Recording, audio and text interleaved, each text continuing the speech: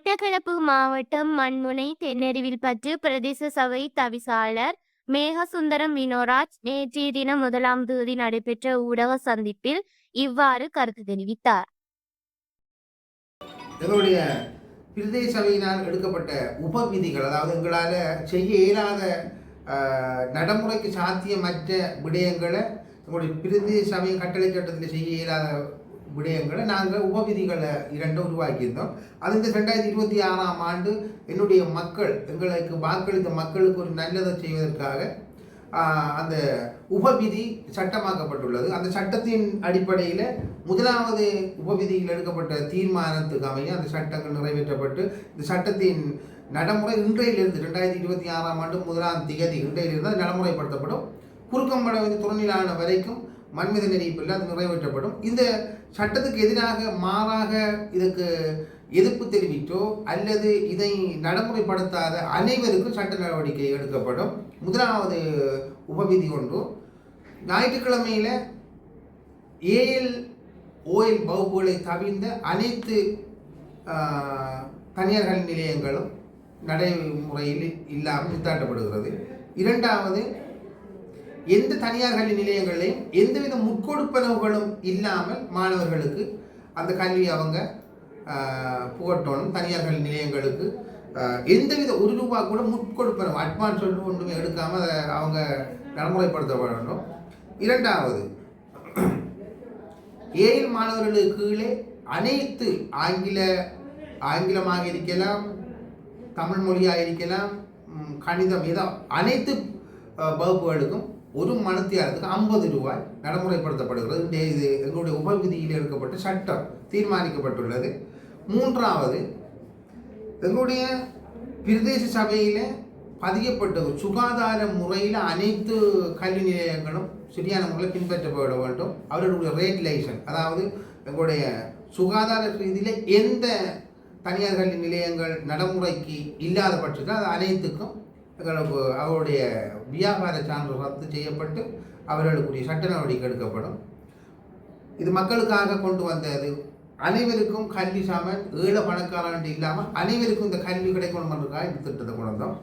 2வது, 6.5 மில்லியன் கிட்டத்தட்ட 65 லட்சம் செலவில் துறநீலாவணையில் வருகின்ற மாதம், இந்த மாதம் 10ஆம் தேதி நாங்கள் ஆங்கில பாடசாலையை எந்தவித கொடுப்பனவும் இல்லாமல் எங்களுடைய 12 பாடசாலை திட்டத்தில் 1வது திட்டமாக துறநீலாவணையில் அந்த ஆங்கில பாடசாலையை திறக்கலாம். 3வது, எங்கள் 2வது எங்களுடைய உபவிதிகளை உருவாக்கினாங்க. இந்த நுண்கடன், இந்த நுண்கடன் இலங்கையாக பதிவு செய்யப்பட்ட நுண்கடன் எண்ணிக்கை 34. அந்த நுண்கடன் பதிவு செய்யப்படாத நுண்கடன்கள் இங்கே நாங்கள் அந்த நுண்கடன்களை அனைவரும் நீங்கள் கொடுங்க, நாங்கள் கொடுக்க வேணாம்னு சொல்லலை. ஆனால் இலங்கை சட்டத்திட்டங்களுக்கு அமைய மத்திய வங்கியின் என்ன நடைமுறை இருக்குதோ அந்த நடைமுறைக்கு ஏற்ற மாதிரி எங்களோட உபவிதிகளை நாங்கள் உருவாக்கியிருக்கோம். அந்த உபவிதியில் ₹1,00,000 2 வீதம் தான் இனி இந்த களுவாஞ்சுடி மண்மித நெறிப்பில் எடுக்கணும். ₹1,00,000 லோன் கொடுத்தா அந்த லோனில் 2 வீதம், 1,02,000 மீறி ஏதாவது தனியார் நிதி நிறுவனங்கள் எடுத்தால் அவங்களுடைய எந்தவித பாரபட்சமும் இல்லாமல் அது கூட்டுப்படும், நீதிமன்றங்களுக்கு செல்லப்படும். இது இலங்கை சட்டம். அந்த சட்டத்தை நாங்களும் என்னுடைய பிரதேச சபைக்குள்ள இவர்கள் இதை மீறி இருந்தால் அவங்களுடைய வியாபார சான்றுகள் அனைத்தும் உடனடியாக நிறுத்தாட்டப்படும். குழு லோன் எந்த விதத்திலையும் குழு லோன் கொடுக்க இயலாது, நாளாந்த வட்டி கொடுக்க இயலாது.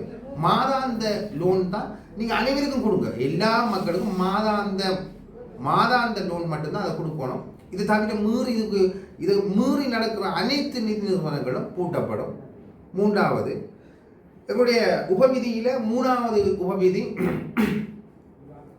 இந்த நகைக்கடைகள், அனைத்து நகைக்கடைகளும் வட்டி கடைகளுக்கு 2 வீதம் தான் மாதாந்தம் 2 வீதம் வாங்கணும். அந்த 2 வீதம் ₹1,00,000 நான் நகையை ஈடு வச்சா அந்த நகையில் இருந்து வருகின்ற மாதம் ₹1,02,000 மேலே எந்தவித நகைக்கடையிலையும் இந்த ஈட்டுக்கடைகளில், பொதுவாக ஈட்டுக்கடைகளில் அந்த காசு கூடுதலாக வாங்கிறாரு. இதை மீறினால் அவங்களுக்கு சட்ட நடவடிக்கை. இது உபவிதியில் நாங்கள் உருவாக்கப்பட்டது எங்கள் பிரதேச சபையால். எந்த மாற்றமும் இல்லை. இது எங்கள் மக்களுக்காக நல்லா. அதோட ஒரு நகைக்கடையிலையோ இல்லை தனியார் வங்கிகளிலேயோ ஒரு நகையை அங்கே ஈடு வச்சது பிறகு ஜனவரி 1ஆம் தேதி 2026 ஜனவரி 1ஆம் தேதி ஈடு வச்ச அடுத்து 2027 ஜனவரி 1ஆம் தேதி தான் அந்த நகையை அவங்க அந்த நகையை சொந்தமாக்கலாம். எந்தவித அறிவித்தலுமே 3 கடிதங்கள் எங்களுடைய வாடிக்கையாளருக்கு அந்த நகைக்கடை உரிமையாளர் வழங்க வேண்டும்.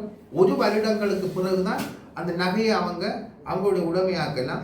இது சட்டம், இதில் எந்த மாற்றமும் இல்லை. இது என்ற பிரதேச சபைக்குள்ள எடுக்கப்பட்ட தீர்மானம் சரியான முறையில் இது நடைமுறைப்படுத்தப்படும். இன்று 1ஆம் தேதியிலிருந்து இந்த சட்டம் நடைமுறைப்படுத்தப்படும். இந்த சட்டத்தை எவர் மீறினாலும் அனைத்து நிதி நிறுவனங்களாக இருக்கட்டும், தனியார் கல்வி நிலையங்களாக இருக்கட்டும், நகைக்கடைகளாக இருக்கட்டும், அனைத்தும் உடனடியாக பூட்டப்படும்.